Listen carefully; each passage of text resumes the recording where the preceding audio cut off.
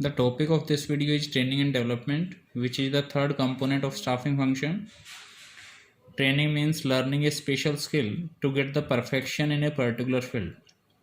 Training क्या होती है कि किसी भी एक पर्टिकुलर फील्ड में परफेक्शन हासिल करने के लिए किसी स्किल को सीखना, उसके बारे में जानना, या किसी भी काम को करने का तरीका क्या है, उस तरीके को सीखना ही ट्रेनिंग होता है। जितनी भी ऑर्गेनाइजेशंस होती हैं, कंपनियां होती हैं, उनमें time to time training program organise किए जाते हैं एम्प्लॉयज़ को ट्रेन करने के लिए, उनकी स्किल को मेंटेन करने के लिए और उनकी स्किल को इम्प्रूव करने के लिए। जैसे कि मान लीजिए कि कोई टेक्नोलॉजिकल चेंज आता है, तो उस टेक्नोलॉजिकल चेंज का इंडस्ट्री पर या उस कंपनी पर क्या इफ़ेक्ट हो रहा है, या उन वर्कर्स को उस टेक्निक्स को किस तरीके से यूज करना है, ये सारी चीज़ें ट्रेनिंग में सिखाई जाती हैं। ट्रेनिंग जो होती है एक पर्टिकुलर फील्ड से रिलेटेड होती है। जैसे कि एक कंपनी, एक ऑर्गेनाइजेशन में जितने भी डिपार्टमेंट होते हैं, purchase department, production department, personnel department, finance department, हर एक डिपार्टमेंट की अपनी अलग ट्रेनिंग कराई जाती है, अलग ट्रेनिंग प्रोग्राम ऑर्गेनाइज किए जाते हैं। लेकिन वहीं अगर हम डेवलपमेंट की बात करें तो डेवलपमेंट में किसी भी एम्प्लॉय की ओवरऑल ग्रोथ के बारे में देखा जाता है, यानी कि उसे किसी एक पर्टिकुलर फील्ड की ट्रेनिंग ना देकर उसकी ओवरऑल ग्रोथ पे ध्यान दिया जाता है। मीन्स उसे हर चीज़ सिखाई जाती है। ट्रेनिंग एक पर्टिकुलर फील्ड से रिलेटेड होती है, लेकिन डेवलपमेंट जो होता है वो किसी पर्टिकुलर फील्ड से रिलेटेड नहीं होता। उसमें आप कोई भी एक्टिविटीज़ या कोई भी जॉब या कोई भी न्यू टास्क आप सीख सकते हैं। जैसे कि अगर हम एक अकाउंटेंट की बात करें, अगर अकाउंटेंट को किसी न्यू सॉफ्टवेयर को ऑपरेट करना हम सिखा रहे हैं, that is a part of training. लेकिन उसी अकाउंटेंट को हम किसी ओरिएंटेशन प्रोग्राम में भेजते हैं उसे मोटिवेट करने के लिए, या उसकी मोटिवेशनल या कॉन्सेप्चुअल स्किल को इम्प्रूव करने के लिए, तो वो डेवलपमेंट का पार्ट होता है। अब ट्रेनिंग और डेवलपमेंट की ज़रूरत क्यों होती है एक ऑर्गेनाइजेशन में, तो उसके कुछ पॉइंट हम डिस्कस कर लेते हैं। जैसे कि फर्स्ट पॉइंट है रिड्यूस द लर्निंग टाइम। अगर आप प्रॉपरली ट्रेंड हैं तो आप किसी भी चीज़ को इजीली सीख लेंगे, यानी कि आपका जो लर्निंग टाइम है वो कम होगा, आप जल्दी चीज़ों को कैच करेंगे और उस पर वर्किंग कर पाएंगे। Second, better performance. आपका परफॉर्मेंस यानी कि एम्प्लॉयज़ का परफॉर्मेंस इंप्रूव होगा, वो फुल एफिशिएंसी और फुल इफेक्टिवनेस के साथ काम कर पाएंगे। Attitude formation.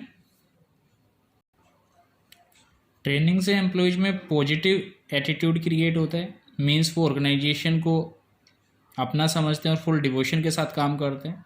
क्योंकि जब भी कोई ऑर्गेनाइजेशन एम्प्लॉय की ट्रेनिंग पर पैसा खर्च करती है, टाइम खर्च करती है, एफर्ट करती है उसके लिए, तो एम्प्लॉयज़ में पॉजिटिव एटीट्यूड आता है। क्योंकि एम्प्लॉय के अंदर ये फीलिंग आती है कि कंपनी या ऑर्गेनाइजेशन जो है उनकी ग्रोथ पर भी ध्यान दे रही है, उन्हें time to time training provide कर रही है, जिससे उनकी मार्केट वैल्यू इंक्रीज हो सके। एड्स इन और help in solving the operational problems.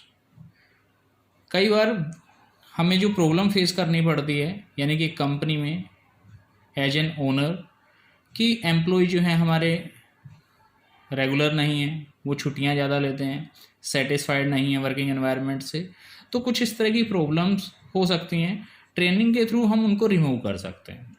जैसे कि एक सुपरवाइजर होता है कंपनी में, सुपरवाइजर का काम होता है मिडल लेवल और लोअर लेवल के बीच में कोऑर्डिनेशन बनाकर रखना, उनके रिलेशन को इम्प्रूव करना। तो जो सुपरवाइजर है उसकी भी ट्रेनिंग होती है कि किस तरीके से उन्हें उन रिलेशन को सुधारना है, किस तरीके से एम्प्लॉयज़ को अपने फेवर में करना है, या किस तरीके से उन्हें पॉजिटिवली मोटिवेट करना है ऑर्गेनाइजेशन के लिए।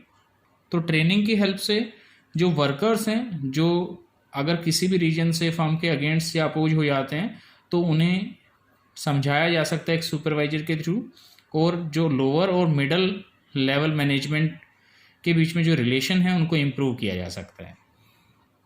Next point is managing man power need.